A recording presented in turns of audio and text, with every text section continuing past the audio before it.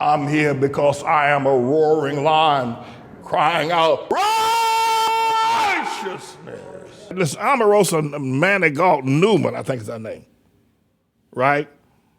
She was on a broadcast this past weekend talking about Trump. She's been in Trump Towers, that Trump's apartment there, whatever it is he got there on Trump Tower. And she was talking all kind of talk about Trump. And so I don't know what the story, I don't know what the relationship is between, or was. When I was down in Trump Tower, this is absolute truth. Sabbath will tell you, she'll agree, she'll tell you. We was down in Trump Tower, right? Back in November, I don't know, 2015, was it? Yeah. And Omarosa was in the room. All those preachers, Omarosa was in the room. So I was sitting at the back of the table. I was at the rear end of the table. And they're on the 26th floor there in the Trump Tower.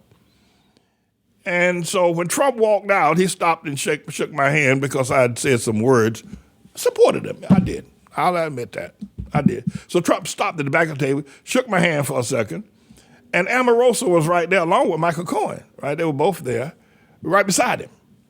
So he got on the elevator. I got on the elevator with Trump and Omarosa and Michael Cohen. We all rode down together. And my staff, Sabbath and Captain LaFleur, was with me. We all rode down the elevator together. And then Trump had a presser out there in the lobby of the Trump Tower. And so I'm trying to figure out why was Omarosa in that meeting. She ain't no preacher. But anyway, Mr. Engineer, bring up clip number 2. And I'm going to leave my mic open because I have something to say. I always got something to say. I like to interrupt these people when they go. Go ahead, Mr. Engineer. All right, breaking news. Former President Donald Trump fiercely defending his business and his wealth as he testified in the New York fraud trial, threatening his real estate empire and his entire business. Trump said his net worth is, quote, far greater than the $2.5 billion he was required to maintain to keep his loans. Trump also took time boasting about his real estate portfolio, including his golf course in Scotland. About this one, that's actually very interesting. He said, quote, I think it's the greatest golf course ever built. It's one of the greatest pieces of land I've ever seen. Well, the judge was not amused with Trump's answer on that. He called it rambling and repetitive, as we have told you. Trump did go on and on in his answers as the day went on, 4 hours on the stand. Out front now, Omarosa Manigault Newman. She was a contestant on The Apprentice, went on to work on Trump's 2016 campaign and to serve in the Trump White House. She's author of the book Unhinged, an insider's account of the Trump White House. Omarosa, you have known him, therefore, in many stages of his career and his shift from business person to president. So Trump clashed with the judge repeatedly today. You heard Eric, who was in the room, describing it. Obviously, you know Trump well. Mm-hmm. Do you think that now, as Eric described it, started... Before Omarosa speaks, I want to know what was going on between Omarosa and Trump anyway. I mean, she was on The Apprentice, right? I guess Trump didn't fire her. You're fired, right? I never watched The Apprentice. This is the absolute truth. It was on for 14 years, somebody told me. I don't watch that kind of television in the first place. I'm not interested.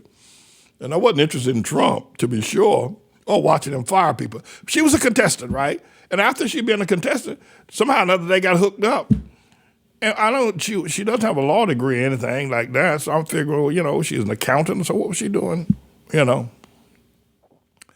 I think the engineer is going to bring up when I was in the lobby with Omarosa and Sabbath was there with me, and right in front of Omarosa was Trump and what's his name, Michael Cohen, and I'm going to bring that back in another way. All right, but so I was there with Omarosa and we rode down the elevator together, right?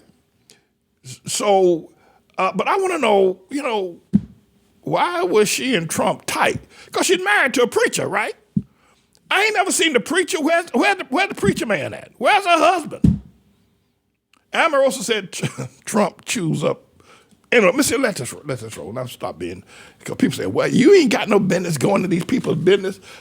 You see, that's your problem. That's the problem with you. I want to know. Inquiring minds want to know. What was the relationship between Omarosa and Trump? Anyway, she wrote a book about it. Go ahead, Mr. Engineer. fine, short answers, and then very quickly turned into something quite confrontational, very long answers. Do you think this was deliberate? It was a strategy on Trump's part, or do you think possibly just lose his sort of control and temper? Aaron, thanks for having me. I've known Donald for almost 20 years, and I can tell you that that was not strategy. It's simply this: Donald Trump can't help himself.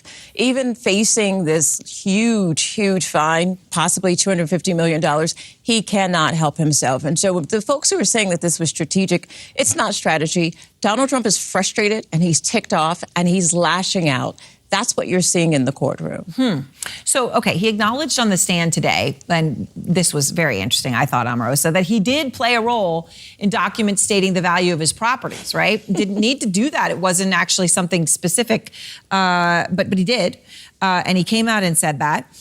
He said he was probably involved in changing the value of his penthouse property on Fifth Avenue, which, of course, the New York Attorney General says financial statements provided by the Trump organization show that value changed from $80 million in 2011 to $327 million 4 years later. Obviously, an incredible surge. So you've been there. I mean, okay, hold it. First thing, two things. One is somebody just sent me a note, said that Omarosa was an assistant director of communications or something. She went down to the White House down there, which Michael Cohen didn't get a chance to go down there. She went down there. Whoever sent the note, thank you. Thank you for sending the note. But you think I'm going to go for that? You think Pastor Manning going to fall for that? She's an assistant director of communications. That's just a title he gave her. That's a smoke screen. And the other thing is that, I don't know if you can back it up and send you, Trump, you know what Trump said? Trump said, and we're going to get a chance to look at Omarosa, in that Trump said that his townhouse on Trump Tower on Fifth Avenue was worth $327 million. I mean, you got buildings in New York ain't worth that much that are on Fifth Avenue. He said his apartment. Go ahead and send you now. I don't believe that about the assistant director. I think there's something else going on. I just don't want to. I don't know clearly right now, so I'll stay zipped. Go ahead, Ms. Sinja. But he did, and he came out and said that. He said he was probably involved in changing the value of his penthouse property on Fifth Avenue, which, of course, the New York Attorney General says financial statements provided by the Trump organization show that value changed from $80 million in 2011 to $327 million 4 years later. Obviously, an incredible surge. So you've been there. You've been there in that actual apartment, whatever you might call it, penthouse. Do you have any doubt that Trump himself was involved in the valuing of that asset? Well, we have to take Donald. There's Omarosa, right? She looks awfully skinny in that shot. And go ahead, let it run. Because I have some comments. Now this is Trump's penthouse, right? Looks like it's a gilded courtroom or something. Go ahead, Mr. Let it run. His own words. If he says he helped fudge those numbers, then he certainly did. But when we listen to Michael Cohen, who walked us through this process, starting when he was testifying in front of Congress, and then, of course, when he was just on the stand there, they knew that Donald Trump wanted to appear wealthier than he was, more affluent, and he wanted to stay on the important list, the Forbes list. So he's willing to do whatever he needed to do. Donald Trump can't help himself, and so if they just let him keep talking, Donald will dig a hole for himself, and that's certainly what he did today on stand. And Omarosa, it's interesting, that penthouse, we were just looking at footage of you inside and others during your time on The Apprentice, yes. But Trump had tried to say, part of the reason that the value changed from 80 to 327 million, that he actually changed the square footage. That's what the Attorney General says, that the square footage changed from 10,000 to 30,000 square feet. I mean, a tripling in your estimated square footage. It's absolutely impossible. You'll recall that we actually lived in Trump Tower while we were shooting The Apprentice. And it's very difficult to adjust. He let you live in this place while you shoot The Apprentice? That's interesting. I didn't know that. See, there's a whole lot of stuff I don't know, Anyway, go ahead and send you there. I thought maybe y'all need to catch that. Go ahead. Or make or enlarge the space in there. Although when you watch this on television, it looks larger than what it is. I've been in that penthouse. I will tell you, the only thing he could do is take over the 4th floor or the 5th floor below him. I don't believe that Donald Trump even believed what he was saying. And so it is certainly fraud. So when Trump was asked about the 2021 financial statements that Judge Engron has specifically deemed fraudulent, he testified, Omarosa, quote, "I was so busy in the White House, my threshold was China, Russia, and keeping our country safe." Of course, in 2021, he did leave office, and these are the 2021 financial statements. Mm-hmm. Based on your experience in the Trump White House, what do you think of that defense, though?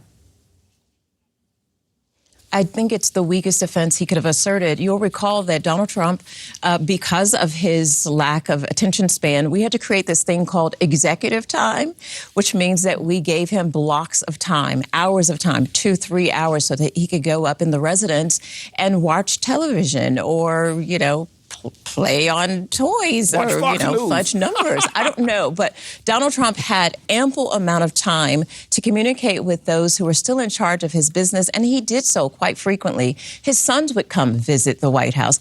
Donald Trump, to assert that he was so incredibly busy when he absolutely hated his briefings, he hated essential meetings, and he hated the role of presidency. He just liked the stature, but not the responsibilities. I believe that. Defense is weak, and it will fail. I believe the girl's telling You've the truth spent right time, there. obviously, around the Trump family. You mentioned his sons. You know them. And, of course, you know Ivanka Trump as well. They all appeared on The Apprentice and on the campaign trail, and you saw them many times.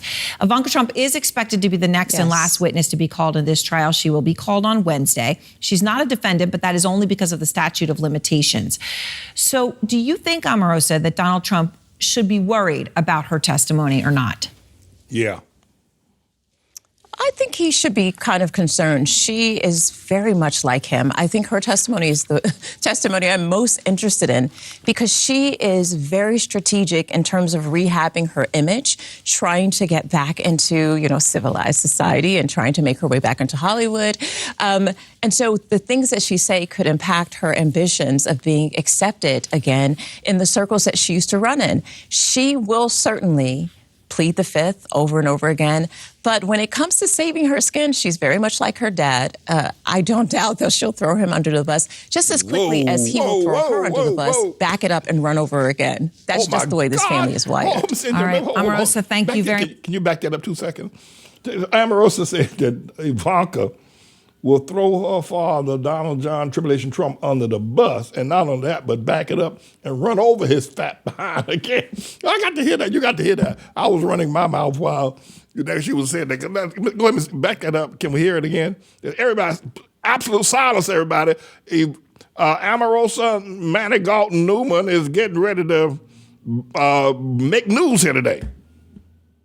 Ivanka Trump as well. They all appeared on The Apprentice and on the campaign trail, and you saw them many times. Ivanka Trump is expected to be the next and last witness to be called in this trial. She will be called on Wednesday. She's not a defendant, but that is only because of the statute of limitations. So do you think, Omarosa, that Donald Trump should be worried about her testimony or not? I think he should be kind of concerned. She is very much like him. I think her testimony is the testimony I'm most interested in because she is very strategic in terms of rehabbing her image, trying to get back into, civilized society and trying to make her way back into Hollywood. And so the things that she say could impact her ambitions of being accepted again in the circles that she used to run in. She will certainly plead the fifth over and over again. But when it comes to saving her skin, she's very much like her dad. I don't doubt that she'll throw him under the bus just as quickly as he will throw her under the bus, back it up and run over her again. That's just the way this family is wired. All right. Omarosa, thank you very much. I appreciate. I heard that he would throw her under the bus and back it up and run over her again.